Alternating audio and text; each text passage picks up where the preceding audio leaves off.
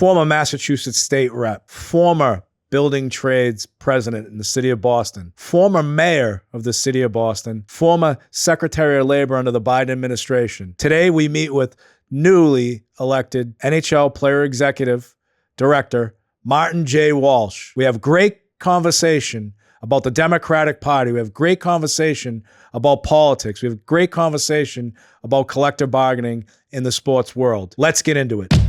I'm Sean O'Brien, General President of the International Brotherhood of Teamsters. Put your helmets on, buckle your chin straps. It's a full contact sport. We're going to find out who has a better bad idea. All right, so you got to give me the answer. When did you know? Know what? Well, I mean, everybody's writing these books about, I mean, you were part of the cabinet. I was part of the cabinet. Right, but you weren't part of the actual cabinet. What actual cabinet? The cabinet? The secret cabinet that was controlling the whole country. That's nonsense. That's complete nonsense. It's those books, you know, it's funny. The reporters writing those books, they're all saying now, oh, we missed the news. Well, you were there. So how do you not see something allegedly that you're writing about now, making money on it? You want to donate your money from the book sales to charity? Do it. Donate it to some organization. They donate to the Tapper Fund. Yeah, they don't. That's where it's donated to. It infuriates me when I see that, and it bothers me even more when there's people that worked in the president's circle that are being quoted in the book saying, you know, basically alluding to the fact that he had memory loss or whatever it was, which is complete nonsense. You know, I talked to the president about a month ago, right before his diagnosis with cancer. And, you know, we were talking about the first 2 years of his presidency, things that he passed, bills that he passed, went into detail. Somebody who has memory loss doesn't remember those details. And it bothers me a lot to see that. Right. But I mean, there was talk, and we heard it because obviously I live in DC. You were hearing that when he ran as a president, he said he was going to be a transitional president, right? Early, you know, when he was running first. And then 2 years into it, and again, this is all hearsay, but there's some credible people saying that this happened, that 2 years into the term, you know, he did some good work with the CHIPS Act and all that other stuff, passed some good legislation, pension reform, which the Democrats broke, but we'll get into that. Yeah, I'll get into that in a little bit. Democrats didn't break it, but they did. Deregulation, 1980. But anyways. Ronald Reagan was the president. Well, Teddy Kennedy introduced a bill. I'm not too familiar with that. Yeah, that's true. But anyway, so he did fix a pension. I give him credit for that all the time. But there's speculation that they had a meeting, and everybody's like, all right. And I assume it was with some DNC people or high-ranking people looking to say to him, basically, hey, listen, you've done great work in the 2 years. Why don't you announce, you know, that you're not running again? And everybody was on board with it. And this is the story. Everybody was on board with it. And the one person that wasn't on board with it was Dr. Joe Biden, like saying, no, he can do this. He's going to do it. And I mean, did you ever hear anything like that? No, I never heard anything about that meeting like that. Yeah. You know, a lot of people afterwards here say, I went and talked to the president about this. I went and talked to the president about that. I think looking back, hindsight on that decision to run again, probably I would have, if the president asked me, I would have suggested to him that he doesn't have to run again because he was a transitional president. He took us out of, you know, you think about the early days of President Biden's administration, we were having hitting 1 million deaths in COVID. Businesses were shut down. We had 13 million people out of work. Unemployment was high, but there was no work because no one was going back to the office. We had high inflation. We had all interest rates going up. So there's a lot of concern. And the first 2 years of this administration, a lot of great things happened. And then the third year of the administration, I think it's a little different because now you're almost a lame duck because you're in the process of running for president again. The Republicans, and they're not going to give you what you want. The Democrats are going to ask you for more than they deserve. And I think a lot of that got caught up in that. But to go back to the decision, I would have suggested to the president, you don't have to run again. Well, I mean, you had to see it. I mean, I think you and I were at different venues. And I used to tell people this. I remember distinctly we were at an event in I think it was in Ohio. Yeah. And he introduced some heat initiative that he put forward for farm workers. And once he was on the teleprompter scripted, that's when it seemed like, well, that's the wrong time. He wasn't on his game. But you and I have had conversations with him early on. I think we were at the White House or something, and you know, one-on-one, you know, he still had a fastball, But as time goes on, without the teleprompter, he had a fastball too. Right. I mean, I was in a. But when he was scripted, he seemed like he was at his worst. Yeah, and it's a lot of people. Some people aren't great when they're scripted. I mean, he was. I was invited into a speech prep for a Labor Day event in Wisconsin, Milwaukee. So we started the day in Milwaukee. We ended the day in Pennsylvania. We're all over the place, and I was in the speech prep, and they were writing the speech for him, and it wasn't him. Like the words they were putting on the sheet was not the president.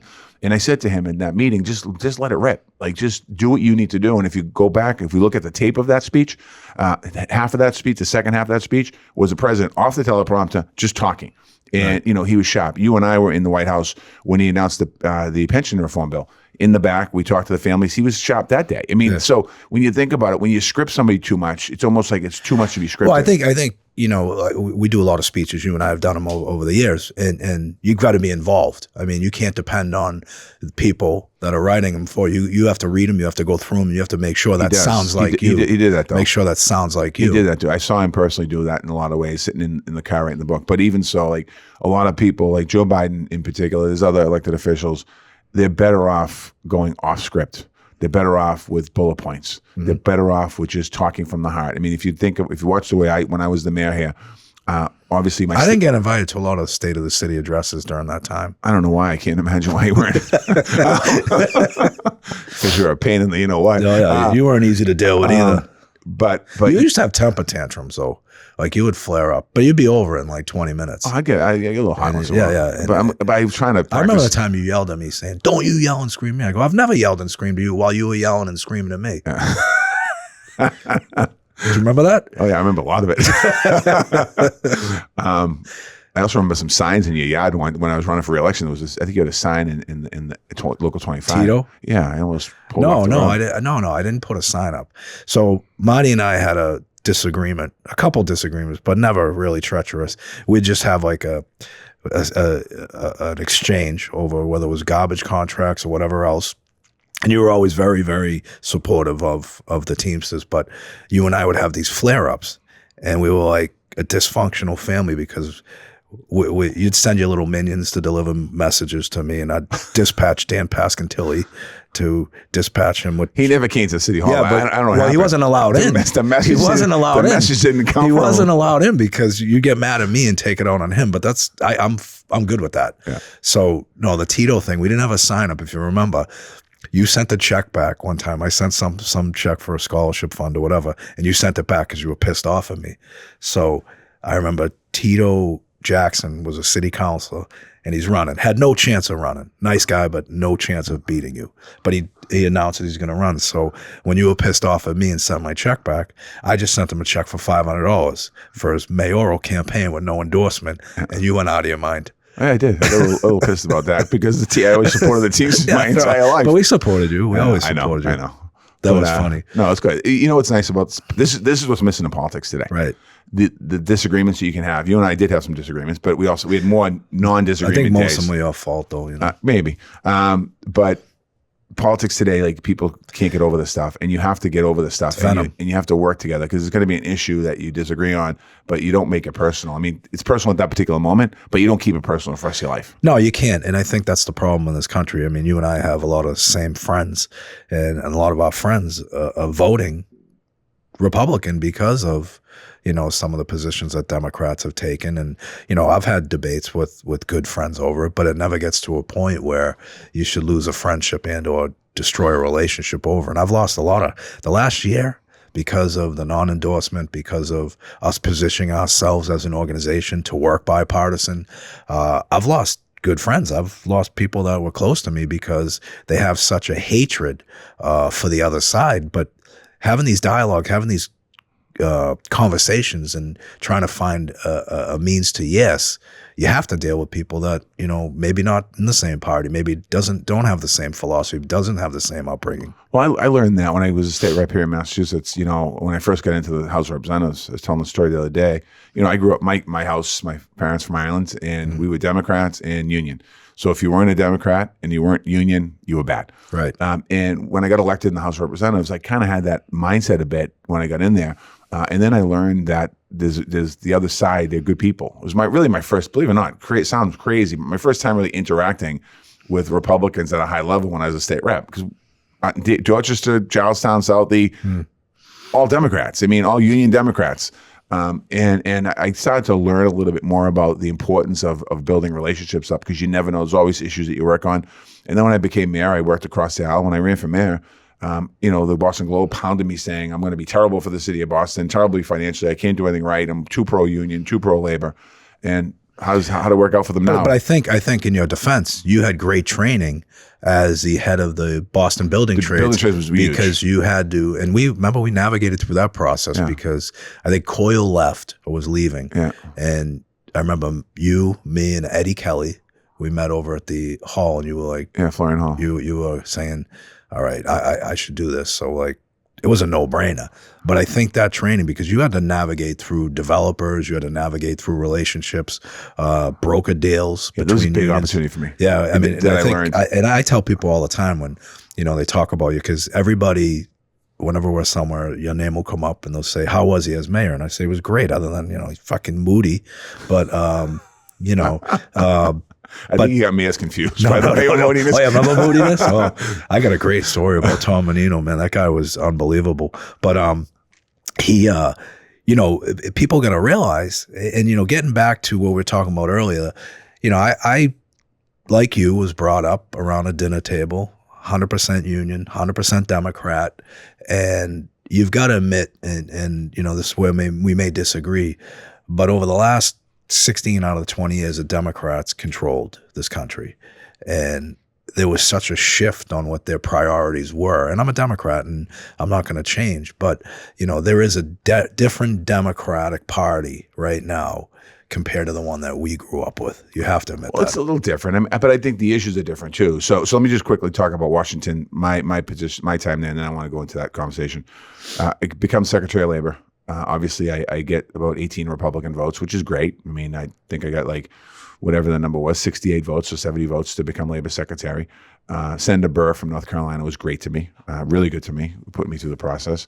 I get down to Washington, and what I told Senator Burr, who's a Republican, that I was going to work with both sides. Anytime that I had a hearing, that I was going to in front of a hearing, I would call all the members of the committee, including the Republicans, ask them what they want to hear from me. I reached out to U.S. Chamber of Commerce. I reached out to the Manufacturers Association, the Business Roundtable, and telling them whatever I can do to be helpful, let us know. You might not agree with everything I'm doing, but I want to hear what the problems are. So I think at the end of that, when I left the Labor Secretary, they all were like, you were great to work with. But you got a unanimous confirmation, right, in the Senate? No, not in the Senate. No, I had about 68, 69 votes. I think it was. Yeah. So which was probably which is pretty high. Yeah, huge for a Labor Secretary. Right. I think now if I went back, well, it's all Senate's changed a bit. So let me go back to the Democratic Party and the Republican Party. I think both parties lack a message.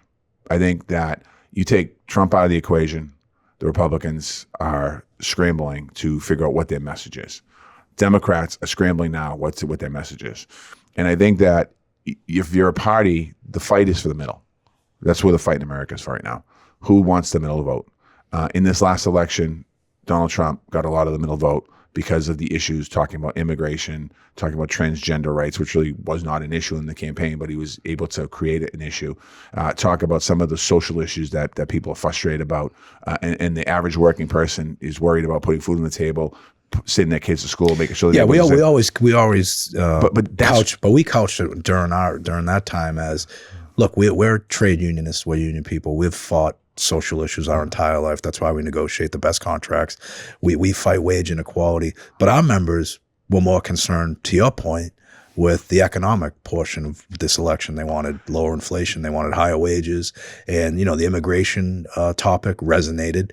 And what's funny about But right now they're not getting higher wages and they're not getting lower inflation. And they're inflation's higher than it was anticipated. And the stock market is kind of up and down. It's the tariffs and all that stuff. Most people don't worry about the stock market, but if you're a union person, whether it's your pension fund, annuity funds, your funds, that's where the concern comes into with the stock but market. the good thing about that is, the pension funds, you get guaranteed. They diversify. And you protect against the downside. I think we learned that hard lesson over the last 30 years. We want to make sure the downside doesn't keep going. We need some stability. 100%. But to go back, just to stick with the Democratic Party, listen, my frustration with the party is that we don't have a message. I think that when you think about in my opinion, what the president did in his term, none of that was really translated across the board to everyone in America. And we're creating new jobs, Chips and Science Act, which is going to be important for us, all our cell phones. If something happens in Taiwan and we have these plants up and running, we can make chips here in America. We're not going to be dependent upon Taiwan. This episode is brought to you by Catcher's Law Group, proud advocates for injured workers and their families since 1986.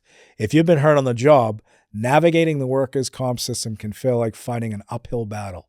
That's where Catcher's Law comes in. They've recovered over $3 billion for hardworking people just like you, and they don't back down when your rights are on the line. They know what it means to stand shoulder to shoulder with unions and workers across the country. Because at Catcher's Law, it's not just about compensation, it's about justice. Learn more at catcherslaw.com. That's KECHES law.com. Catcher's Law is committed to making sure injured workers get the justice they deserve when they're injured at work. I've watched single-handedly when employers try and exploit injured workers and deny them the rights that they are entitled to. There's no better law firm representing injured workers, and you can find them at catcherslaw.com. That's KECHES law.com. So, But who do you blame for that?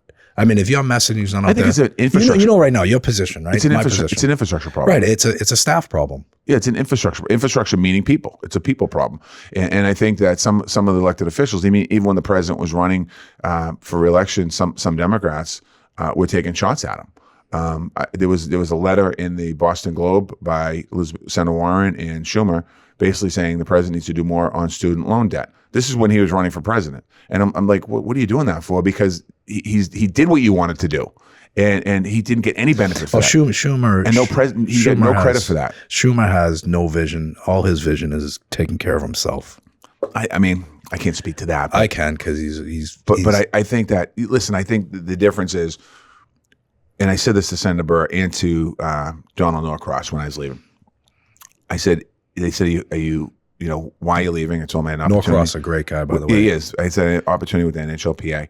And then I said, I'm just frustrated. You said, I'm getting a pay raise? I'm going to make a few more dollars and do a better job. Right. Have a not a better job, have a great job that I love, representing players, hockey players, and doing things. But it was frustrating being a secretary in an administration when you go in front of a hearing and you have the likes of Congressman Good, he lost his seat for Congress, Senate, no wonder why he lost it, attacking me on something that has nothing to do with anything, screaming, yelling like a fool out of a seat, that, American people don't buy that. They don't buy that. They elect you to represent them, whether it's mayor of Boston, whether it's a state rep, whether it's a councilman, whatever it is, to represent them, not to act. And it's not about your own ego. And so that gets in the way sometimes. And then the parties get in the way and the advocacy groups get in the way. So I think that, wherever when you say advocacy, you mean lobbyists. No, not necessarily lobbyists. Like groups of if you're not supportive of a particular issue, you're going to get blasted. Well, that's the listen. I supported. If you look at my record, I'm pretty progressive. My voting record is pretty progressive here in Massachusetts. You talk to somebody, a rank and file member, or a person. We keep talking rank and file. I'll clear that up in a second. A person who's kind of leaning right. They like me.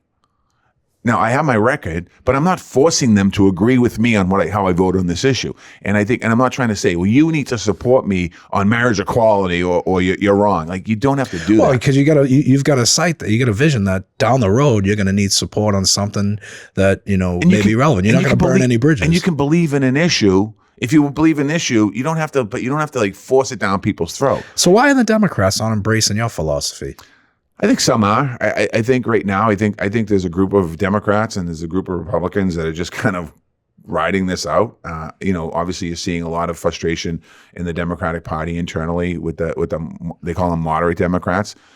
Again, we label people, so moderate Democrats to the left are probably not great. They want more people from the left there. The moderate Democrats, they can be supportive of the left and the right. You can do all that. Republicans are doing the same thing. You have this bill that the Congress just did.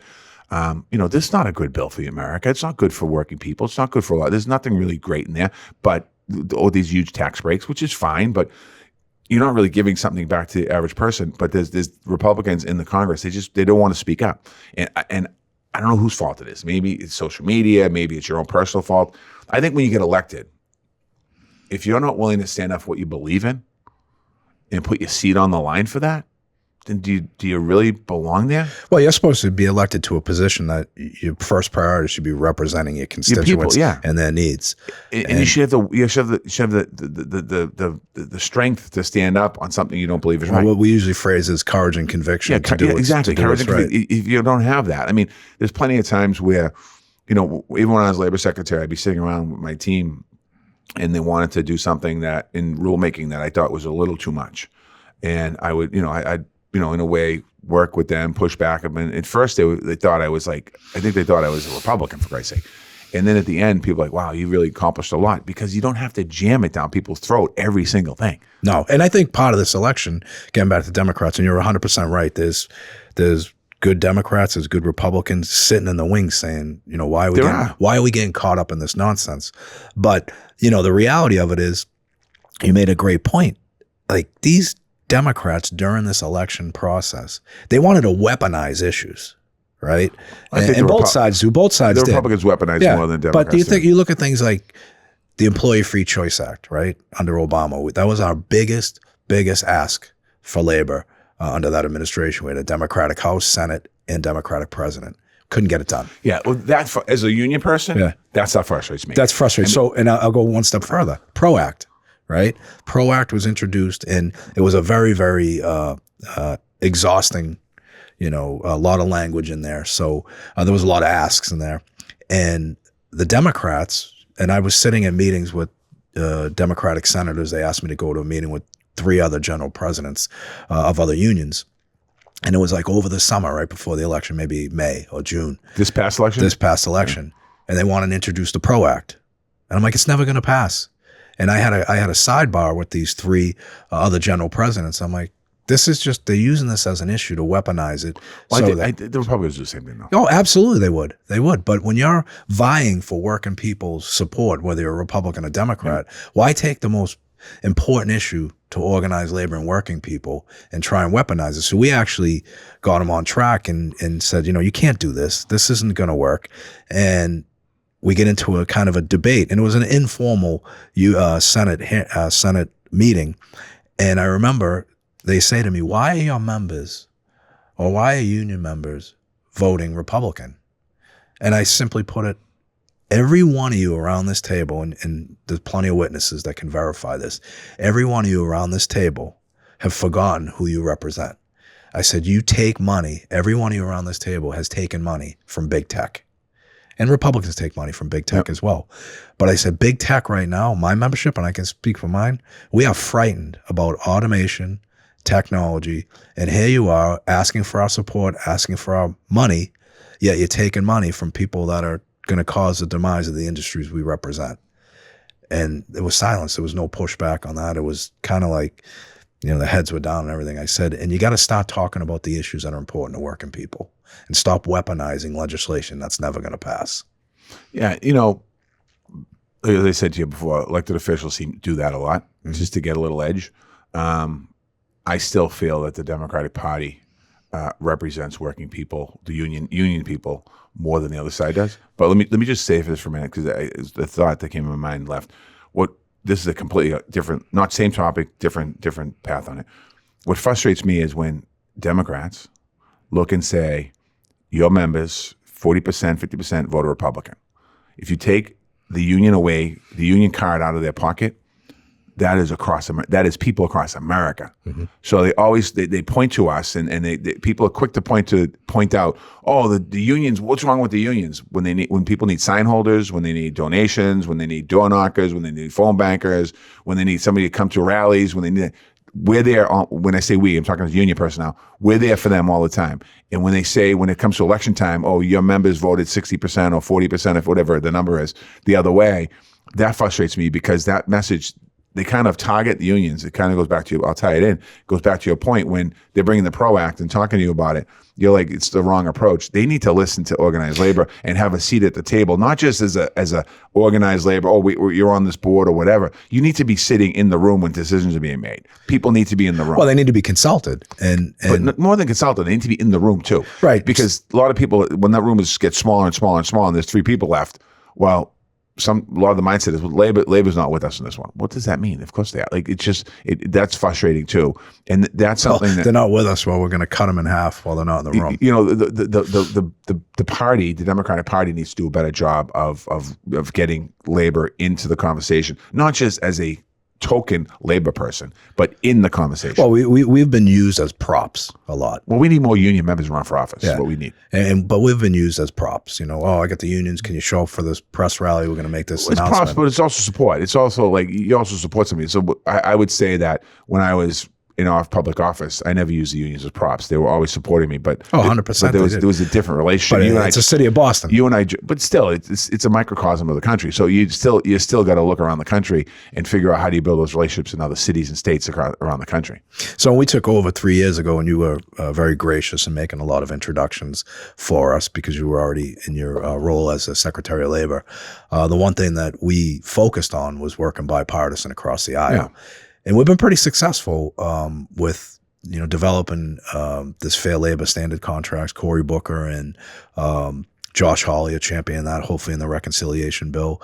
And we're working with a lot of Republicans and Democrats on this nationwide tax incentive for the motion picture industry and tariffs on any of these motion picture companies that go across the seas to shoot movies. Yeah. So like we're having a lot of success there.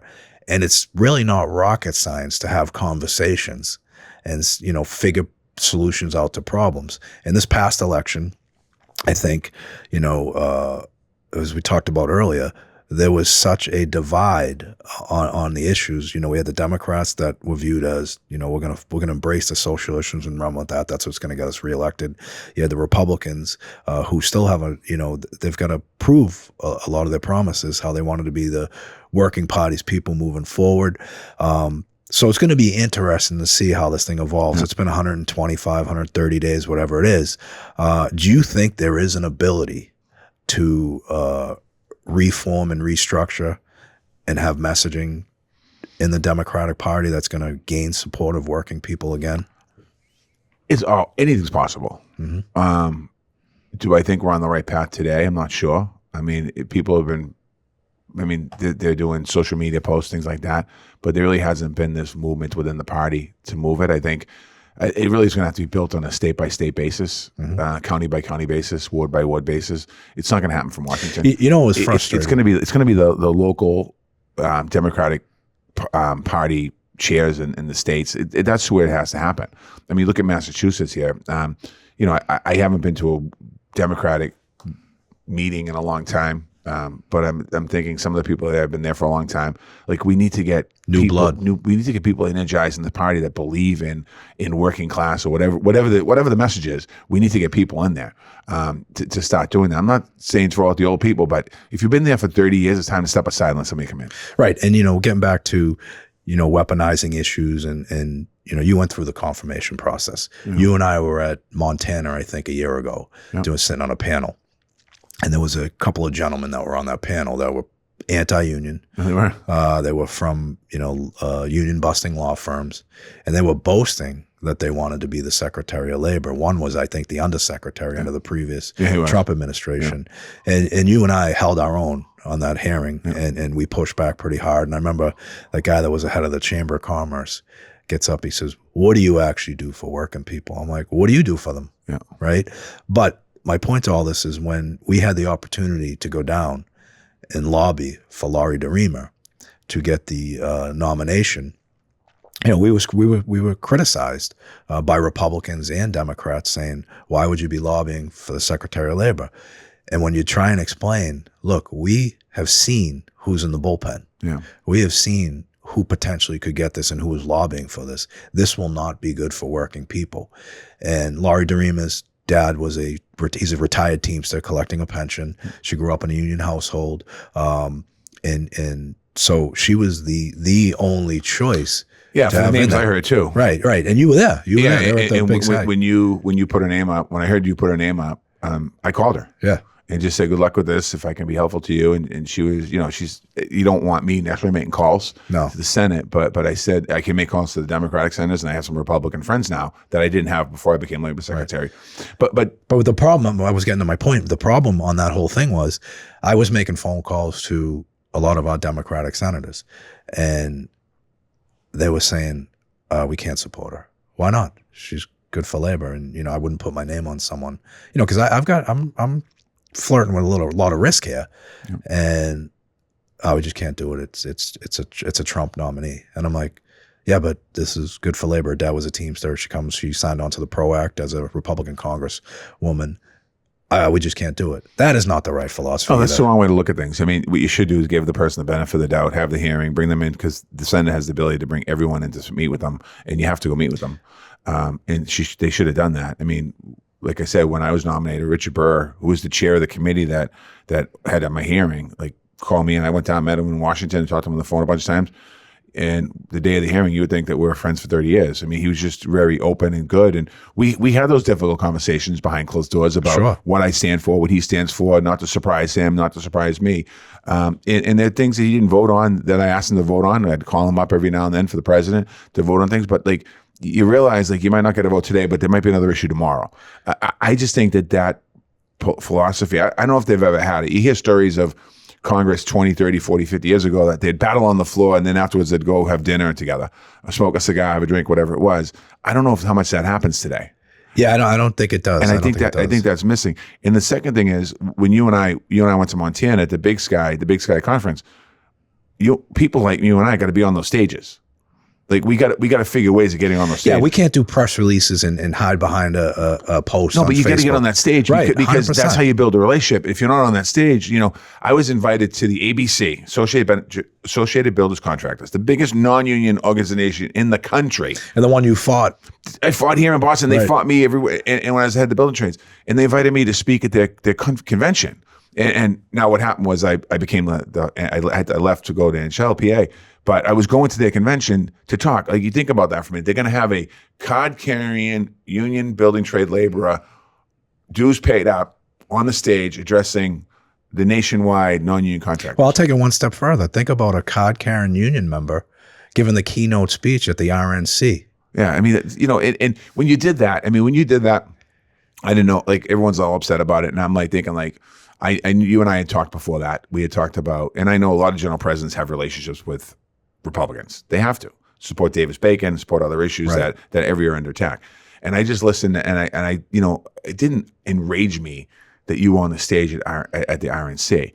But what I was concerned about was I could see the divide coming, and I got worried about the divide with the relationship with the Teamsters Union and the Democratic Party. The divide was already there. But what I would have done if I were in a different position, you have to recognize there's a problem there. Rather than criticize you, understand and recognize what the issue is. Bring you in, have the fight, have the argument, have the discussion, whatever it is. You and I said about fighting. We can have an argument in this room, but when we walk out that room, you leave the argument in the room. I say it all the time. And I think that's one thing that people didn't really think about. Like, let's talk to Sean. So I got to ask you a question about that. So there's rumors out there that while I was giving my speech, and it was no secret that I was going there. They invited me there, hoping I was going to get an invite to the DNC as well, because that same speech I gave at the RNC, I would have gave to the DNC. Now, there's a rumor that you were sitting home watching on TV, with your significant other. Me and Laurie were watching your speech. Right. And I was listening to the crowd to see what kind of reaction we'll talk about that. And it wasn't a great reaction. It was great at first. Some was good. Some wasn't good, but some was good. And then what happened was I heard that you got a call from the president of the United States at the time, Joe Biden, saying, what the fuck is he doing there? I'm not sure if that's true. Well, I'm just hearing. That's what I'm hearing. That's all. Don't listen to rumors.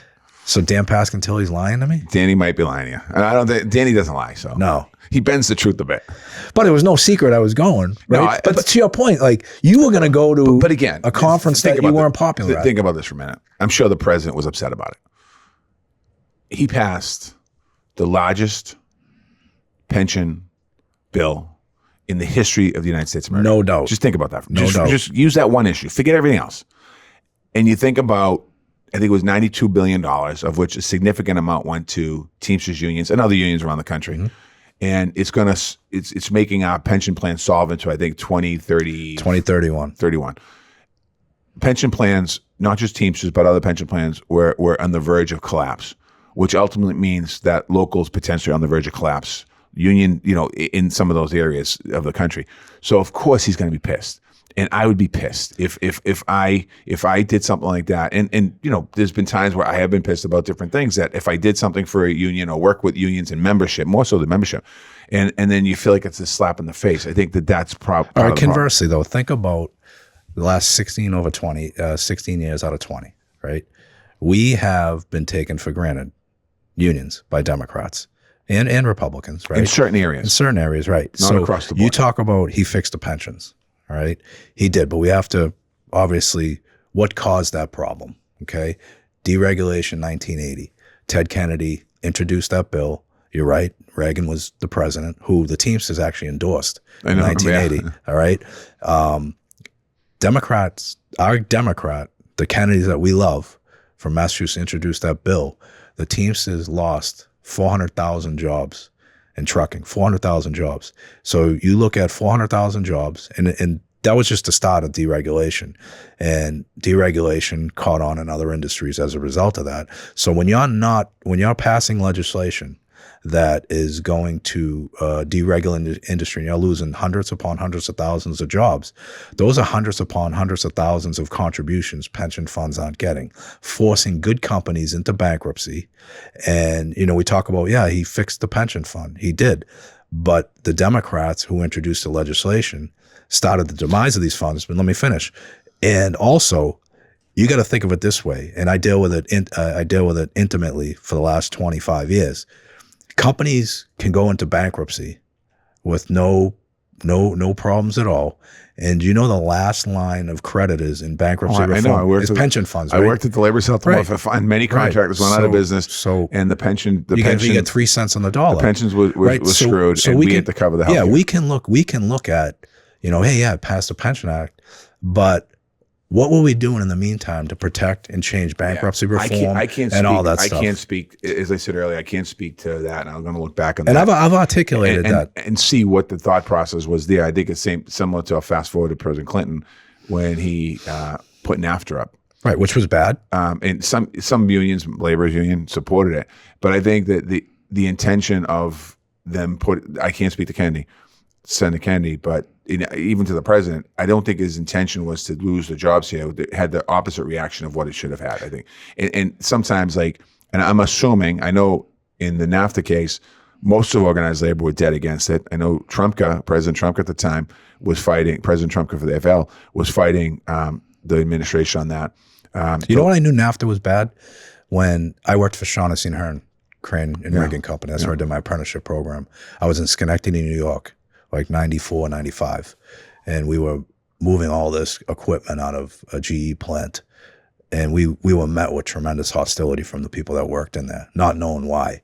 And we were rigging all this equipment out of there and loading it onto trucks. And we didn't realize that the equipment we were loading on trucks, and they're all union guys. We go down there with our Teamster stuff on, we're working, and we're met with hostility. We were met with hostility because their jobs and that equipment were getting shipped to Mexico, and that's where they were going to get replaced. So, we can say right now everybody's criticizing the tariffs, everybody's criticizing everything.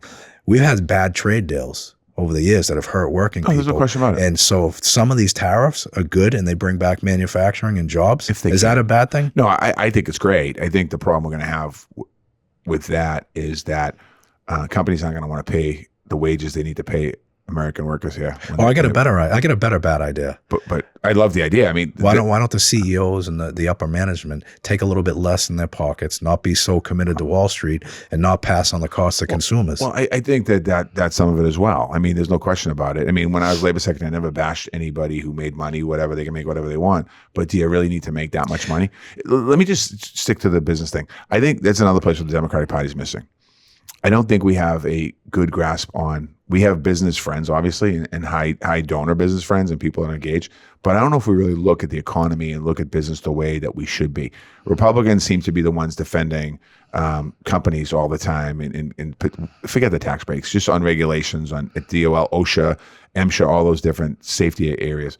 I think we have to look, when we're representing people, as much passion as we put into a social issue, to support a social issue, and I think we should, we need to put that in the business side as well. And I think that, again, I see a Democratic Party kind of revamped in a way that it can cover a lot of different bases and support a lot of different people. But you have to understand that, you have to come together at the end, and the best candidate might not be the most progressive. The best candidate might be more moderate. And like we need to start thinking that way. And you asked a question earlier, can we get it done? I don't know when the Democratic Party can get their act back together as far as across the board and winning people back.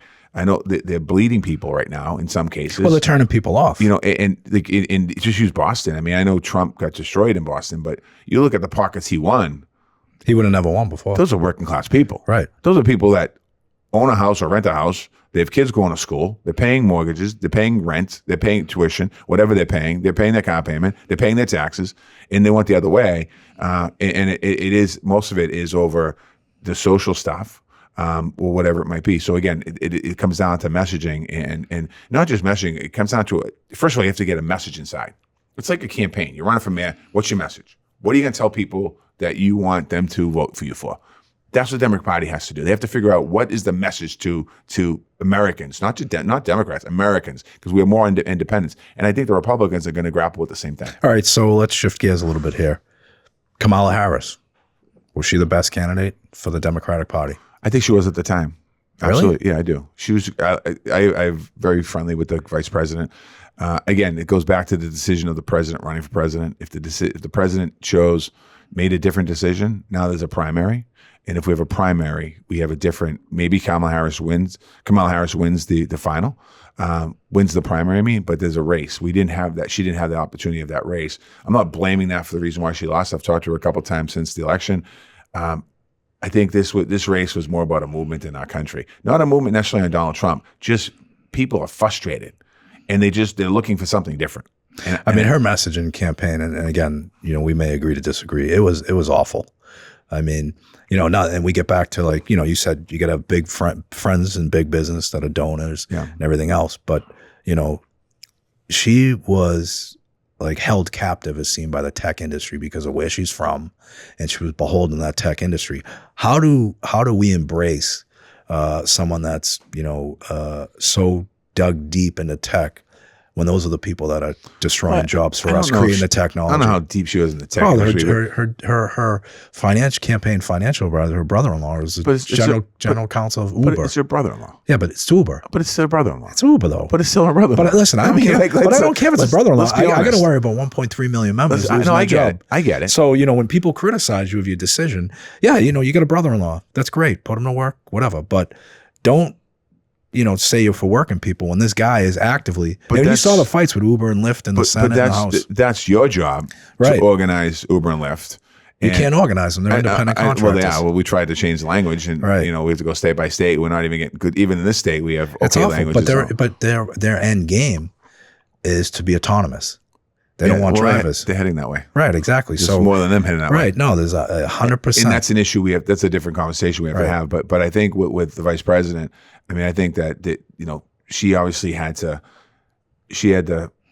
run. She was very respectful to the president, didn't criticize him, which just makes it harder to be able to get your message out there. And I think you can't bash someone you ran with. No, you can't, and it's kind of unfair. I mean, a lot of people dealt with that. George Bush had to deal with it when he ran. You blame the previous guy. Yeah, but so I think for the although you didn't do that when you ran for mayor. I didn't bash anyone. I didn't bash many. No, you don't do that. No, how could you? But you shouldn't. Right. I mean, I didn't always agree with the mayor. No, you stick to the issues. But you don't bash him. I mean, there's no reason to bash him. He'd served 20 years, whoever it is. Yeah. I think that's, again, that bashing is something that the average person subconsciously is sick of. But you look at the campaign, right? She was all, mainstream media. She didn't do a whole lot of media outreach. She didn't do a whole lot of outreach. Which is a mistake. Right, a huge mistake. And it gets back to my point, like who is advising? I mean, if the Democratic Party is is very volatile as it is, and why who's advising? She's another person that I always said to her, when she's not scripted, she's so much better. Like when she's not scripted, she lets it loose. And you saw in the debate she did a great job in the debate. She wasn't scripted in the debate. Mm-hmm. And then she might give a speech after that and she's scripted. Like sometimes like, you don't need to be scripted for everything you do. American people see through that. So if you were still the Secretary of Labor when that debate happened between President Biden and President Trump, which, it was, I actually felt bad for President. I felt terrible. I felt awful. And as a matter of fact, I'll tell you this. I talked to Trump after the debate, and he said, I felt bad. He goes, he wasn't on his game. Something wasn't right. So there was a lot of compassion out there for him. And I think that was the eye opener that got him to step down. But if you were there, right, as you were Secretary of Labor during that time, hopefully you would have been involved in debate prep and all that stuff. I probably wouldn't be. And you notice, look, he lost his fastball. Like, I mean, he's getting old. We're all getting old. We're all gonna be there at some point. Like, would you have stood up in that situation if it was accurate, saying, look, it's time for you to step down. We got to find someone else. I mean, I think it had to have happened before that. If the president was going to make a decision not to run, it had to happen. So if you were in that room that allegedly happened, but I watched that debate. It's a year ago, this month, right? Because I was in Las Vegas for the my board meeting, and I missed the debate live. But I was getting text updates from people telling me what's going on in the debate. So I'm like, because I'm in a board meeting. So afterwards, it was, they replayed it. It was like whatever time it was in Vegas, 10, 11 o'clock. It's 1 o'clock here. And I went in the room and I watched, I turned the TV on. I saw the president come out. And I just from the first moment out, first of all, his coloring was off. And I couldn't believe that. And then he sounded hoarse. His voice was hoarse. And I just he just never. Did you know right then and there he was all done? I knew right then there's a problem. It was a big problem. I mean, when we met with him at our building, when you came in, I noticed a significant decline. I mean, there was. Yeah, let's talk about the decline. I think Jay Tapp is trying to but he's trying to make it sound like he has dementia and memory loss. He doesn't have memory loss. He doesn't have that. I mean, I don't think he does. What's funny about with Tapper, right, and that whole issue. They're all writing books, to your point. Yeah. They're not donating any of the money they're making off forget the book. But here's the thing. Here's what I got to say about that. Like, there's all this conspiracy theory that it was a big kept secret. Yeah, it wasn't a term, term of Ronald Reagan where he had dementia. But we had Alzheimer's. But you can't keep a secret in Washington, D.C. No, but like I said, it wasn't Ronald Reagan Alzheimer's second term. Like, they hid that. Joe Biden doesn't have Alzheimer's, doesn't have dementia. When we walked into a union hall that day to talk to you, he wasn't on his game that day. And I know exactly going in, he was so aggravated and frustrated that he had to go into the Teamsters to ask for the endorsement that particular day because he felt like all that he had done. So he goes in there and does that. What he should have done that day is just you and him have a conversation before that and let him tell you your feelings. I don't think you had a chance to express to him one-on-one how you felt. And he certainly, I don't think he has a chance to express. Well, I'll be honest with you. Nobody will let it happen. We couldn't have access to him. Yeah, no one let it happen, which was a problem. Was a problem. Which was a problem. And I'll tell you this, like, cause you were there and you actually answered some questions that we had, which was great. But through that process, and we never did this process as a union. Yeah. No one has ever interviewed presidential candidates in our building in front of rank and file members. Everybody had the same script, and which is great. We did everybody that was in that race. Yeah. We just didn't do the top two. But I'll tell you this, and again, this is important because I think it goes to the point we just talked about, access. When we asked the Trump administration to come in, or the Trump campaign, right away they responded. We dealt with 2 people, got the dates. It was like seamless. After that, trying to get a commitment to get President Biden in and navigate through his infrastructure, as you related earlier, it was crazy. It was awful. It was a tough process. So equally as frustrated he was coming in there, we were equally as frustrated saying, hey, this guy wants our endorsement. He's been the most pro-labor president we ever had. Why are they making this so difficult? Yeah, again, it goes back to political staff. I'm not blaming all staff because they're good people, but not understanding, thinking they're protecting the boss and they're not. They're actually hurting the boss. It's like not letting people contact the president sometimes, and it's happening with Trump now. I'm sure there are people that he should be talking to that the staff is holding him out. Meanwhile, like, they have a relationship. So like it's just, again, the only thing I can equate to when I was the mayor of Boston, like, people would say to me, you talk to too many people. Everyone has your cell phone. So like, if somebody wanted to come into a meeting, they couldn't get in, they would just call me on my cell phone, and I would call him, talk to him, call him back, whether it's a person that's the front desk receptionist in City Hall or security guy or But isn't that your job? Or president of a company. Yeah, that's my job. I mean, I give my cell phone out all the time. I do too. Much to my detriment at times, right? Yes. And you had to answer it more. I answer your call all the time. You didn't answer last night. You didn't answer Danny Pascantilli's. I was at an event last night. Yes, yeah. You know, I don't have these cushy jobs anymore. Like I've got to be out there working hard. But I'll tell you one thing, the other experience. So when President Biden gets out of the race, now we're like, all right, let's get. All right, listen, I know. Oh, can I just say this? Because you got to hear this. So we send over the questions, and they were all the same questions. You saw them, yeah, and they weren't very difficult. And I get every candidate didn't really answer the questions the way that we want them answered, which they're not gonna. But it was a negotiation with the Harris campaign just to get her in the building. Yeah. It was a negotiation she was only going to answer a certain amount of those questions. And when we brought her in, we treated her just like we treated everybody else. And she really didn't answer the question. She wasn't strong on certain issues, which most of them weren't, because, you know, these are issues that are germane to us. Yeah. But the one thing that sat and resonated not favorably for her is she answered 4 questions. My chief of staff puts a note in front of me. This is it. She's not answering any more questions. I'm like, well, aren't you here to gain our support? Don't you want to hear what we have to say? Don't you want to listen to us? And I'm like, okay, I respect that, you know, Vice President of the United States. But then on her closing statement, she said, and this can be verified, I'm going to win with you or without you. And like, it was like this was an inconvenience for her. And that again gets back to bad prep, bad staffing. Yeah, and it's also frustration, again, to go back thinking that the Teamsters would have automatically endorsed the ticket. I think that's part of it as well. I mean, and again, like, listen, I hear what you're saying. I mean, when you think about what happens in Capitol Hill, what happens in the White House, it's not just one issue, it's a whole bunch of issues. And thank you for the pension fund. That was huge for your unions and for other unions.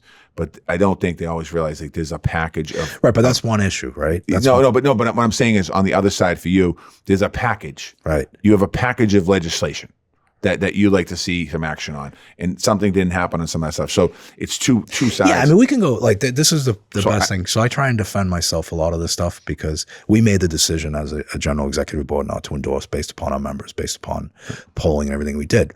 And guys like Chuck Schumer points his finger in my face. No, listen, I fixed your pensions. Okay. But then I look at, well, we wanted an extension on the $700 million loan you gave to Yellow Freight that was given to Yellow Freight on the Trump administration. They need 2 more years to pay extension, 2 more years. We can save 22,000 jobs. Crickets. Yeah. They ran me around Treasury and everything else. Then when we were going to take UPS, we potentially were going to go on strike with UPS. We were negotiating that deal. Like we couldn't get a letter of support from the Biden administration. We couldn't get a letter of support from a lot of our Democratic friends who we supported over the years. And then, you know, we went through the rail strike. You and I worked pretty hard to avoid that. And we didn't get a whole lot of support because, you know, obviously the administration didn't want to strike, and we ended up getting the issue resolved. You did with the sick time pay after the fact, because you said you were going to do it. But they got it all. They got it all, right? But that was because you. But there's a lot of issues like, hey, he walked a picket line with the UAW. Okay. I've had 200 strikes as a Teamster general president in 3 years, and probably 100 of them happened while Biden was in office. No one ever came and walked our picket line. Amazon, we asked for support. But I'm just saying. I know, you can sit there and point out he fixed the pension, and I can point out 4 more issues. There's a lot more things he did. I'm sure he did. He pointed at me, labor secretary, right? And I don't think any union that had an issue at Department of Labor said that Marty Walsh didn't. You remember? No, you deserved it. You know, but you were the best guy for the job. Julie Sue did it too after I left. Right, she couldn't get confirmed. She was great with us, but she did a lot of good things. But I think that, you know, when we talk about President Biden or Democrats, at the end of the day, I'm watching this administration in Washington now to see what they're doing for union members. So to date, nothing's been done. To date. Well, there's things that have been done. They just passed the big bill, but there's been things been done. Nothing in the bill. There's things that have been done that. I mean, we got a pro-labor Secretary of Labor under a Republican. Her father was a Teamster. No, she's pro-labor, and I wish her well. I hope she does a great job. But they're cutting the hell out of OSHA, and they're cutting the hell out of MSHA. And for her, that's out of her and control. I'm not defending the position. Just for me, we don't agree with everything they're doing. It was out of my control too, to some degree, because when the budget gets put together at the White House, right? You have some say in it, but you don't have like, this is what I want in it. Unfortunately, everyone over there guts it for all your stuff. And Department of Labor is always the one that gets cut the most. It's going to happen under. But wasn't that like always the philosophy of the last 3 Democratic presidents?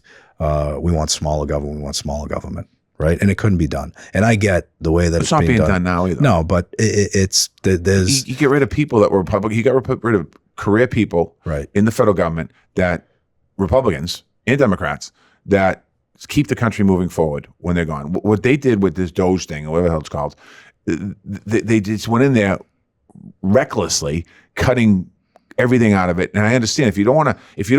But you think we should be giving $50 million for condoms in some third world nation? Well, that's a lot of that's hearsay too. Well, no, I mean, but you've seen it. Or $20 million to reboot Sesame Street in Iraq. But I think we should be doing money for NIH funding so we can be building science labs here in Cambridge and in Boston. I think we should be doing cancer research money that's been cut. We have a Secretary of Health and Human Services that's I don't know what's going on with him, but like they're making decisions and hurting people in the United States. Forget. See, that's the trick this administration does. Oh, Iraq, Sesame Street. This undocumented immigrants killing people. But our economy needs workers. Oh, absolutely. We don't have enough workers in the United States. We fight for workers every single day. No, you do. But our economy we don't have enough workers for the amount of jobs here. So they're rounding people up. Oh, he might be a criminal. I agree with getting rid of the person that's. People shouldn't come in this country illegally to commit crimes. No, I agree with that. And by the way, I agree with that. By the way, you look at Hillary. I'm not disagreeing with you. I know, but you look at. I'm not looking to argue with you on this one. Obama deported more people than anybody. But you look at Hillary Clinton's 2008 speech, immigration. It's basically the same thing that's going on right now. Yeah. So she didn't get elected to do it. No, he got elected and he's doing it, right? He stole the idea. Yeah, hey, pride of authorship, right? So it's gonna be telling to see what happens. Yeah. And look, we're in a position as a union where we have the ability to have those conversations. We never had that access before, and whether it works out for us or doesn't. True. You've had the access. We had it with you, but after that, BS. You've had the access. What do you mean it's BS? You were in the president. You were in the Oval Office. You were twice, and you've seen the president a ton of events. He twice. called you. Think we were on Air Force One? Never. They never invite you on? Never. Oh, they should invite you on. No, it's good. I want to clarify that. Never. Never. No, I don't. Listen, Jesus. I fly coach, buddy. I fly coach. Air Force One. All right. Next time we have a Democratic president, I'll get you on Air Force One. No, I'm good. Thank you. You want to go on? I'll take a train. This new one. I'll take a train and support my brothers and sisters in the BLET. Well, that's what Joe Biden did for a lot of years. Took the train. Yeah, you should have. One of the only senators in the country took it to work every day. He should have. And let me just. We're probably going to jump to another subject in a second. Is this your podcast or mine? It's yours, but I'm going to finish this one here on Biden. President Biden was the best president, the greatest president for organized labor in the history of the United States of America. Now, he might not have been able to get some of the things passed through the Congress, like the PRO Act and things like that, but labor was front and center in his mind every single day, and he talked about it. Yeah, there's no doubt. And I think that looking back on history, I mean, we will never have anyone like this guy before, even a Democrat. Well, let me ask you this question, though. Say we get a version, this pro-labor standards, this legislation we're working on with the faster labor standards contract, which will allow people to organize without any retribution or retaliation. If we get that, bipartisan, right? We get that, and we're working hard on it. You might get in the Senate. I don't know if you get in the House. Well, we're going to get it. We're going to get in the House, too. And we've got a lot of Republican support as well. But if we get something like that passed where you get mandatory arbitration in a year. I mean, that's a pretty significant accomplishment of the administration. And can they also, while they're doing that though, make sure the NLRB doesn't get hurt? But you see, here's at the best, right? The NLRB, I think we all agree, and I can tell you this because our union is a lot different than trade unions and everything else. We organize every day. We organize, and I'll tell you, for the last 20 years, we've avoided the NLRB in most cases because it was an antiquated process, was no fast resolutions, and you know yourself, right? No, so we want to rebuild that NLRB so it's effective. I'm not sure it's going to happen, but for the last 20 or 30 years, it's been broken. If you rebuild it's been broken because they crushed it. And if you rebuild the NLRB Everybody's crushed under it, this administration, I don't agree with that. I mean, no. Under this administration, I have to live it every day. Under this administration in Washington, if you rebuild the NLRB, it's going to be very different. It's not going to be an NLRB it should be an NLRB that's down the middle. So when the Republicans are in, it tilts towards the business community. When the Democrats are in, tilts towards the unions. But we just got a favorable joint employer ruling from the acting general counsel of NLRB, Cowan, supporting our position with Amazon in California. So when you say what has been done for working people, I mean, that was pretty significant. Yeah. And that was based upon the CMEX decision under the previous administration. Yeah, but they've got it to play. So even when I had to fight to get additional money in NLRB when I was labor secretary. Right, and that was the first time in I don't know how long, but we got a significant increase. The conversations that we've had is, look, we want to fix the processes for working people. We want to make it as easy as possible. And hopefully they give us the opportunity to do it. Let me just go back to President Biden, because I know you like him. I do like him. I know you like him. And I know he's a great president for organized labor. No doubt. And he's a great president for this country. And it's just so, it bothers me a lot to see what people are doing to this guy right now, who has gone through a lot, physically, mentally, physically as a president, personally. Yeah, personally, you don't want to see anybody attacked. The sacrifice he has, even the way he's being treated by this current president, attacking him, and his son being a clown, questioning his illness. One of the president's kids. Let the man enjoy his life, whatever he has left. He did a lot of great as president. He came into office when it was a really turbulent time in America. It's turbulent today still. It's a different type of turbulence today. And if the current administration wants to lead, then lead. Stop blaming the past for what's going on. And what bothers me, this is more the people that are criticizing the president. I hope they're watching this. The people that work for the president, that criticizing the president, shame on you. Well, a lot of those are his own people that were working with him. That's what I'm talking about. That's what I'm talking about. So that's a great point, because that's what's wrong. That's what I'm talking about right now. Yeah. Shame on you. Right. And if you're questioning why the president, Joe Biden, was under attack, the same people who were leadership under him are criticizing him publicly. Well, maybe you should look in the mirror, because it was your leadership, not the president's leadership, that had hurt this presidency. And it's your leadership, whatever position you have, which I won't mention here on this podcast today, but I will eventually. Shame on you. Right. If you have a lot of nerve to say that the president this, the president that, the president was nodding off in a meeting and this and that, well, you were in a particular high-level role. You should have known better. And shame on you. And these people that criticize the president, most of them that worked for the president, they're making pretty good money right now. And they wouldn't make that money if they didn't have the president helping them. Right. So you're making the point. You're making my point. So I'm frustrated with them, the folks that have a lot of shit to say. So think about it in a bigger, we can give accolades to all the accomplishments Biden administration did, but when you think about it in the big term, the big picture, during his term, the people that are destroying him right now were the people, to your point, that were in leadership positions. They brought people out, right? And once you're out, you're out. But I agree with you. You know what? The guy's old. He's got grandkids. Whether you like him, you don't like him. Yeah, great grandkids. Leave him alone. He spent his entire career in the public service. Mm-hmm. He was in Congress, Vice President of the United States of America. He spent most of his adult career in Congress. What was Obama's role in this last election? I don't know. I don't really know. I mean, he did a little bit campaigning. He did some campaigning for vice president out there in certain places, but it seems like, I don't know President Obama that well. I mean, I met him, obviously I was mayor of Boston and worked with him on a bunch of things, in his office on a bunch of things, but I don't have the same relationship that I have with President Biden or even President Clinton.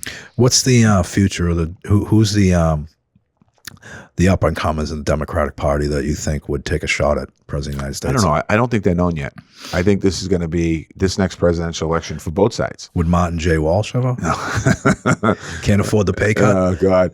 I think this is going to be, for the next presidential election, I think it's going to be interesting on both sides, because I think you're going to see a group of candidates. You're going to see the regulars. We'll see some senators running on our side, senators running on their side, and governors running on our side, governors running on their side. But I think that the American people at that point, it'll be interesting to see where their mind is at in the vote, in the electorate. Are they, they would have had 8 years of tough, different elections and different presidencies. Are they frustrated? They're not frustrated. Are they happy with it? They're not happy. But So there's an opportunity for a newcomer. But are both parties focused on what needs to happen in 2028? No, you won't see that till after the midterms. After the midterms, you'll start seeing it. I think Democrats are trying. The midterms are going to tell a lot. I mean, I'm not connected to the infrastructure of the Democratic Party. Why would they call me in Washington to ask my opinion? I was just Labor Secretary of the United States of America and Mayor of Boston. So, they're putting together their ideas and stuff. So they know better than I do, I guess. They have a better bad idea not to utilize your talents. And which is fine. I have a lot to do. I don't need that. But so tell us about what you're doing right now. You have a lot to do. What are you doing? Yeah, it's great. I work, as you know, the National Hockey League Players Association. Not something I was looking for. Not a job I was looking for. I didn't even know it was open. I got a phone call one day from a recruiter asking if I'd be interested in having a conversation. I said, sure. You and I both know hockey players that played in NHL. We knew the NHLPA existed. We know it was the union for the hockey players, and that's pretty much the extent of it.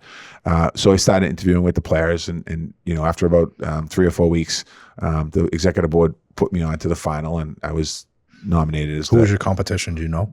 No, I didn't really know. There was a few people they were looking at, and then when I came into the fray, they're like, "Oh, this is the guy," because they were really interested in the business, having a business background, but a labor background. Historically, they've had lawyers.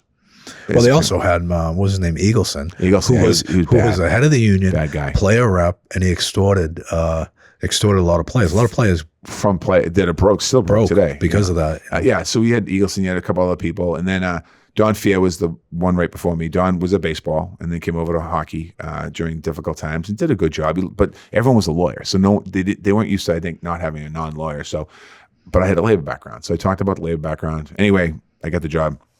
When you think about the PA, it's like it's a union. You have the side of the office that has the pension, the health care.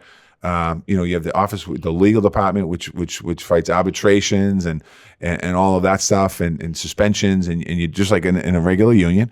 And then we're currently in the middle of negotiating a contract with the league. Have you started negotiations? Yeah, yet? we have. So what is that process like for us? You have proposal, you have a contract campaign, in many of our major negotiations. You have a contract campaign that starts probably a year and a half prior, like I'll utilize UPS. Yep. Our goal was to mobilize all our members, identify what the most important issues are, take proposals, develop a negotiating committee, screen the proposals, get the best one that's going to work and satisfy everybody's needs.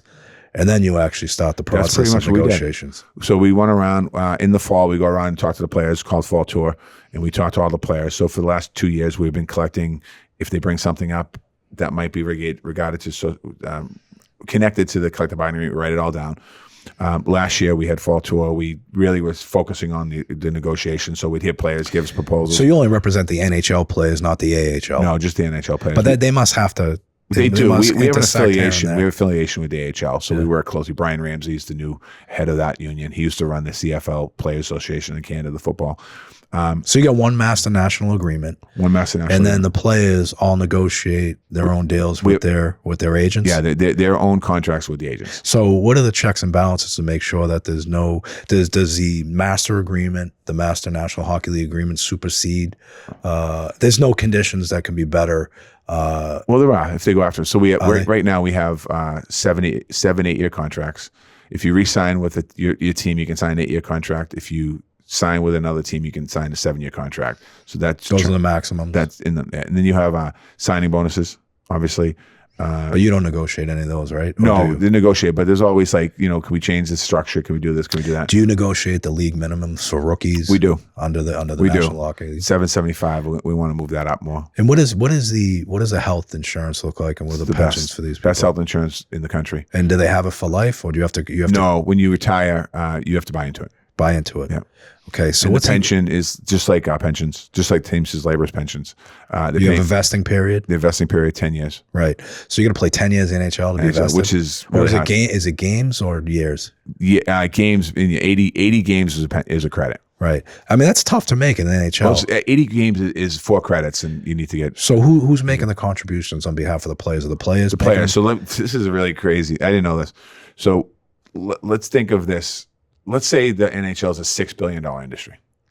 just for sake of this conversation. It's a little more than $6 billion, but $6 billion. That's the ticket sales, dashes, lights, this, that, all the business.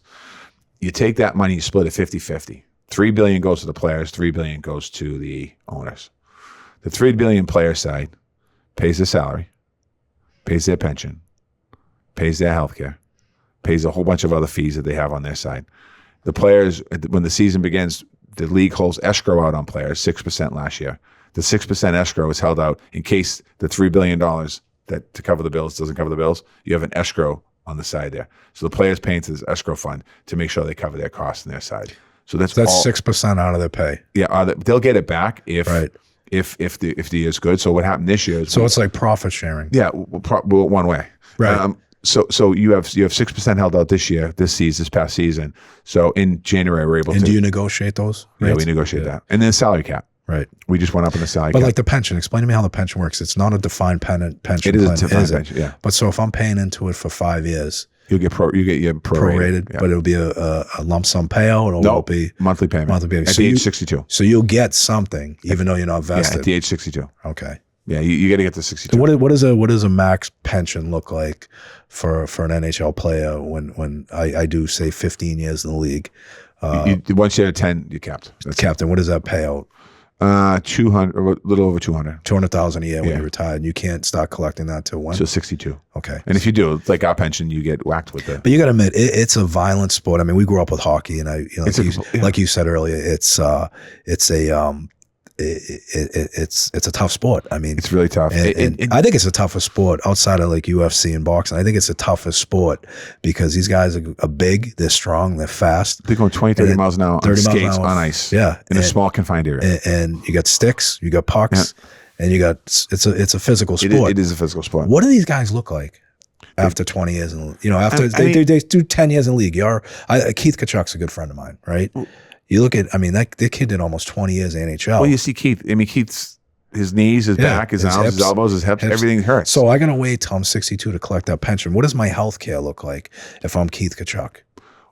Different when he was there. So he doesn't have that pension. Right. It wasn't in place when he was playing. And he doesn't have the health care that we have now for the players. Isn't that wrong, though? It is wrong. And I'm working with the alumni, Glenn Healy, former goalie for the Islanders and for the Rangers. And I think he played for the Rangers. He won the Cup with the Rangers. He's the head of Alumni Association. So one thing that I did when I took this job over is work closely with the alumni. Mm-hmm. So we're working closely with them to make sure that the former players have health care, a decent amount of health care. It's something that's important. We also, inside the PA, we're looking at a program called Unlimit that is almost like an educational business kind of development program that players could get engaged in. Financial so we can stability. teach them in an industry they might want to do when they play after they're playing hockey. Because not every one of these players can go on TV and be a broadcaster or a coach or a scout. They retire at 30 years old, and from 30 to 62, they have to do something. They didn't make enough money to not everyone's a millionaire retiring. Well, that's what people don't understand. Everybody thinks that if you play in the NHL, it's tough to get there. If you're there for 5 minutes, you've accomplished a lot, right? But people don't realize you're not. It's just like Hollywood. It's like everywhere else, right? You're not a millionaire because you're in the league. No, you're not. You're not. And people think that. And there's, probably more non-millionaires than millionaires. And when you think about that, some players, I think the average length of a career is like 3.5 seasons. And so when you think about that, we think of like, Chara, Bergeron, Marchand. Pasternak's been in now 10, 11 years. So we think those players, but there's a ton of other support players that played for the Bruins that came up and went down. Whatever happens to them, they got hurt or they weren't able to stay in the league for different reasons. So we're trying to make sure that like the Teamsters, we're focused on the current members, but also looking at the retirees. Well, the retirees are important in any union because they've established the road to where we are right now. And I tell the players now, like everything you have, and when I talk, you've heard me do this at a retirement dinner. You and I had the blessings of going into a union, has a pension, healthcare, all that stuff. We didn't create it. It was our fathers and grandfathers or people before us that did all the work. Right. We're just benefiting from it, and we add to it and try and make it better. But they did the work. So I try to explain to players that even though back in, when there was lockouts, they might not have got everything that they wanted, they still preserved and kept. And I think what's important too is, everybody thinks pro athletes are, they don't experience the same thing as regular working people. Every one of them do. But you have to deal with, the uncertainty on the future of people in the NHL, but you also have to deal with the personal problems of a lot of these players. And I think people lose sight of the fact that what we deal with every day in a regular trade unionist in my union, when you're dealing with injuries, which leads to addiction, which leads to problems. Can you talk about that? Because you're very big in the sober community. You're very proud. If you're, the Teamsters or union member that listen to this, you and your favorite hockey team player are very similar. The thing is that their profession is professional hockey. Your profession is whatever it is, driving trucks, whatever it is, and the challenge. Airline pilots, zookeepers, and everybody. So it's all the same. We look at sports kind of like politics. Like it's entertainment, so we don't think that there's problems. Like there's a lot of issues that before a puck gets dropped, we have to make sure everything falls in line. That players are being represented, treated fairly. Teams aren't playing around with their contracts. Teams aren't playing around with their ability on a roster. Does it make a difference if somebody plays 80 games versus 70 games? We have to watch all that stuff to see what's going on. We have players in the past, obviously, that have had addiction issues. There's no surprise to that. I did. I had an alcoholic problem. So again, it's making sure you have the right programs in place, the EAP programs that we have in the unions. We have it in the PA with the league. Somebody gets hurt on the job site, hurt their back, strain their back, break an arm, break a leg. It happens in hockey. So it's like the same situations that we're dealing with. So your average day, if you're a business agent in the Teamsters union, you get a call, my employer screwed me out of 10 hours overtime, or they tried to suspend me. Like what are some of your daily calls? We might get a call on the way a team's treating a player. Might get a call on like the team, the owners, the coaches and general managers and stuff. We might get a call on somebody being sent down to the minors and timing of it, and look in the collective bargaining agreement, make sure they can do that and they can't do that. Making sure that they can't just terminate a contract. We might get a call that they're trying to terminate a contract, can't just terminate a contract. So like you get a call from a player saying, hey, I'm being treated like shit. They're not living up to what they said they were going to do. What is your first call? We'll call the league. It's the league, or will you call the coach? We'll call the league usually, unless we have a good relationship. Like anything, if you're a teamster or a laborer and you have a good relationship with somebody on the ground, you'll call them. Right. If not, you'll go to the boss. Right. So you go to who, the owner? Yeah, I'll go to Gary Bettman usually. Ron Haynes, my number 2 guy, goes to Bill Daly. I can go to Bill Daly too. He can go to Ron. He can go to Gary. I look at it like we have a problem at UPS. We walk in there and we have it out in the middle of the floor with the center manager. Like, does that ever happen with the coach? That's happened a couple times. Not with the coach necessarily. It's happened a little bit with different staff and general managers and stuff. Right. We've had arguments. They disagree with us on our position on an issue, and we're like, well, that's the way it's going to be. Yeah.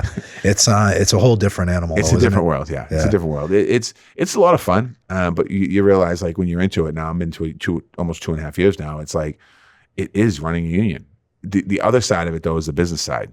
So, there's opportunities, just like when I ran the building trades. You're meeting with companies and trying to create more opportunities for the players, trying to promote the league more. We have the international hockey piece, 4 Nations, World Cup, Olympics coming up. So we give a chance to do that side of it too. So. What's your interaction with the ownership? A little bit. I haven't met them all yet. I've met a lot of them. A lot of them are Boston connections. So, I haven't met every single one yet. I think just reading about what you've been doing, you are actually more visible than any other executive director. In a different way. You're going out, meeting with the players, which is important, which is part of your moral compass being brought up in a labor household. Is the most important people, the people you're paid to represent. Yeah. But also, it's kind of like, go back to the Democratic Party. I think people thought in the past, if you're a union leader and you're meeting with management and the owners, it's wrong. I don't agree with that. I think you should be meeting with the owners and management. There's plenty of times when I would talk to a company as labor secretary, and I was in Davos for an event, and I was talking to a major multinational corporation head, president, CEO, wherever he was. And he's talking to me, I need to work with the unions better. I'm like, well, what do you do? I said, do you meet with them? He goes, no. I said, do you meet with your suppliers? Yeah. Do you meet with your customers? Yeah. Do you meet with your vendors? Yeah. Do you meet with this? Yeah. How come you don't meet with the head of the union? My human resource person does. I'm like, well, you should. Human resources is the worst position. It's awful. It's the biggest roadblock for having relationships. It's not just a roadblock. It's just the human resource person works for this person. Right. So they're not going to bring them good news. They're going to bring them only like Sean O'Brien's being a pain in the ass. So they're going to hear Which, that. by the way, never happens. It's like you got to meet the top person in any company should meet with the head of unions. Why wouldn't you do that? So what I do is I think the mindset in the past in the PA has been to not be cozy. Having a conversation, a cup of coffee with somebody, doesn't mean you're in bed with it's them. It's not cozy. No, you're actually meeting on behalf of the people. If you're on a plane with them going somewhere. Yeah, like if I was on Air Force One, you would have thought I was cozy with the administration. You know. Well, you gonna go on that new plane? No. I don't think it's gonna. I'm not a plane guy. I'm a train guy. Good. I mean, and I fly coach. Plane either. You'd be surprised who's going to be on that. Yeah. Well, I don't think it's going to be. I won't be on it. It's not. No, you definitely won't be on it. You will definitely not get an invite. I don't think I'll be on it either. But what is the future for Martin J. Walsh? Just being the best head of the NHLPA I can be, and I still do my stuff in Boston. I still, help organizations like you do. Mm-hmm. I have there's a lot of great organizations. The city I try to help out, and I've made a lot of great friends in the country, labor friends and business people, mostly labor friends around the country. So I stay connected to them. It's great. When I was labor secretary, it was awesome. I'd be at Teamsters halls all over the country. Yeah. It was awesome. That's the best. Awesome to do that. Nothing like it. Walk into a different place and you're like, we're from Boston, so we think everything's like nothing's like us. No, it completely. Think about it. We're pretty arrogant, right? Yeah. And we're pretty. Where you stand when we talk to you. There's no question about it. To a point where it can be interpreted as arrogance. But I agree 100% with you. I go all over the country, and you'll say something that won't offend you or I. Yeah. But you'll say something, and people look at you like, I can't believe you just said that. Yeah. It's a different world, and I think that's what makes the country great. So I'm just gonna do my job the best I can and enjoy life. When does the contract expire? September 15, 2026. Okay. What is it looking like right now? We're getting close to coming to an agreement. Okay, so have you identified the biggest issue that needs to be accomplished? We're finishing. Can you talk about it? No, not right now. Okay, we're finished. Like you say, you put the list out. Right. You have the stuff that's going to be thrown off the table. Mm-hmm. You have the stuff that's not earth shattering that's going to be agreed upon, and then you deal with the big stuff. So we're working towards that. What does your negotiating committee look like? We have about 35 players on it. 35 players, rank and file. Rank and file members. Right. Any big name stars, or they usually no? Don't get I've involved? kept all the names out of it because the press would just pound them into the ground, and they kept the name out of it. Right. But a lot of those, I talk to a lot of agents that I know that are in the business that represent Major League Baseball, that represent football, same thing. Yeah. And the one thing that's consistent is, Major League Baseball, the narrative from the agents are that the owners in Major League Baseball respects the collective bargaining agreement, where the NFL, there's always some speculation that, there's not a lot of respect, not a strong contract. Yeah.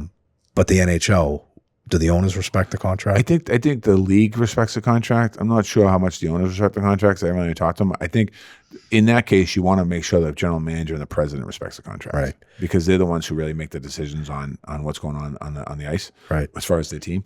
So not even the coaches. It's more the general manager and the presidents, of the different clubs. You want to make sure that are respecting the contract. And a lot of them are former players. So, it's like anything. They're former players. They go to management, and all of a sudden people are like, I can't believe they're in management. Like, well, they have a job to do. Well, some people forget where they come from too, though. Yeah, they do. But I have a job to do too. So if somebody wants to be a hot ass on my players, I'm going to be hot ass back on them. Right. That's my job. You're reactionary. I'm going to take care of them. That's what we're going to do. If you want to fight me about it, we'll argue. All right. Last question. Are you going to return to politics ever again? I don't know. We'll see. I don't want to rule anything out, but I'm not in. Every day you're out of it, it's harder to get back into it. That's really the way to think about it. Who knows? I can't. The more important question is, you've got a great wife, very supportive over the years. Marty's been great. Your mother's still alive. Mom's great. Right? Mom's great. You live on the same street. Yeah. We have 3 grandbabies. Do they want you coming back into politics? No. I don't think so.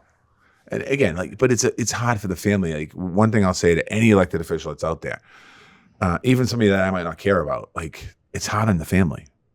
No matter who you are, it's just hard on the family because you're living under a microscope, whether it's a mayor or a president or a senator or a congressman. It's just hard on the family after a while. And I did it for over 25 years. So, right.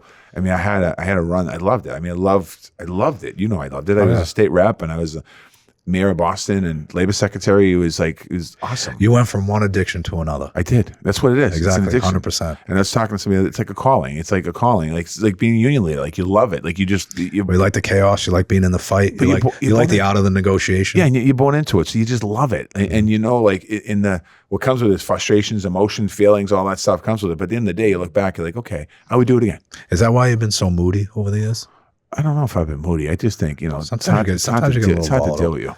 You think it's fucking easy dealing with you? Jesus Christ! Every time I turn around, there's a call looking for something. Wants this, wants that, and then I didn't call him back. And Yeah, you were awful. Yeah. No, you were one of the best managers the city of Boston ever had. Great legislature, probably the best labor leader for the building trades in Boston I've seen. I know Brian Doherty came in. Brian's doing a good job. But again, it's the time. Different right? times. It's absolutely. the time. You can't. It's hard to say when people Development's a little stagnant in the city of Boston. You know, that's not Brian Doherty's fault. No, or my absolutely. fault. Or your fault. No.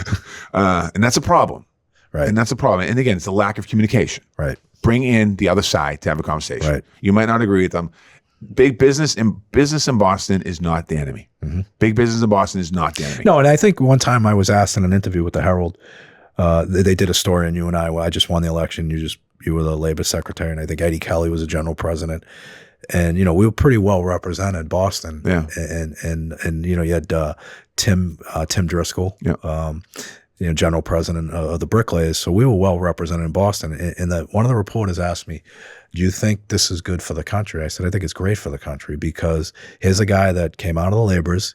Here's a guy that came out of the legislature, ran the building trades. He had to navigate through some turbulent waters in those three positions. And then he becomes the mayor of Boston running, a $6 billion a year operation, right? And he has to navigate through relationships with people that normally we wouldn't associate with, big business and everything else. And that he did it with tremendous finesse. So why wouldn't we want someone like that in Washington, D.C., who has the capabilities and abilities to form those relationships and solve problems? I mean, that's what it comes down to at the end of the day. No, I appreciate that. It's true. So I have one question for you. I know this is your podcast. Well, I think you're trying to hijack it. When you run for governor, are you going to run as a Democrat, Republican, or independent? If I ever ran for governor, I'd run as a realist. You're dodging the question. You're already being a politician. You get it. I'm not a politician. I'm a labor leader. It's three answers. It's either Democrat, Republican, independent. If I was ever going to run for governor, which I'm never going to do, look, I've taken more pay cuts than anybody. Okay, I can't take another one.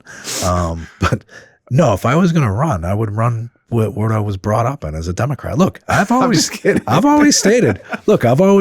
that I'm a Democrat. But I know I'm a realist. I want things done. I know you have. You made it clear at the Republican convention too. I'm going to send you a copy of that speech in case you missed it. Oh, I watched it. I watched every word of it. Did you? It was good though, wasn't it? You did a nice job. Yeah. Thank you. I appreciate it. I would have gave the same speech if I was invited to the DNC. Well, just save it. Someday you might be. You know what's funny though? And we'll end with this. It's no matter what you do or you say, someone always finds fault with it. Oh, so I'm doing an interview. I think it was on Fox News. Neil Cavuto, who by the way was a very good guy, always very fair to us. And he asked me, he's like, "Sean, what's going on? Did you get your invitation to the DNC?" I said, "No, I think it got lost in the U.S. mail. They should have shipped it UPS." Everybody laughed, whatever. The next day, I'm getting nasty grams from the Postal Service, head of the Postal Service. Yeah. It was just funny. It was just funny, but we've fixed it, I think. But well, I appreciate you coming on the podcast.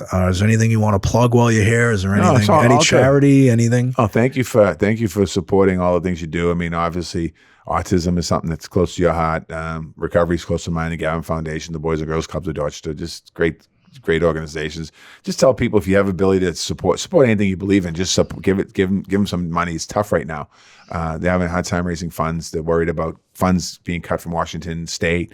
So if any organizations that people support out there, just if you make a little modest donation to it, make it. Absolutely. Well, I appreciate your time, and I know you're busy, and good luck in your negotiations and any support you need from the Teamsters Union you'll get. Thanks, brother. Thank you, my man. All right.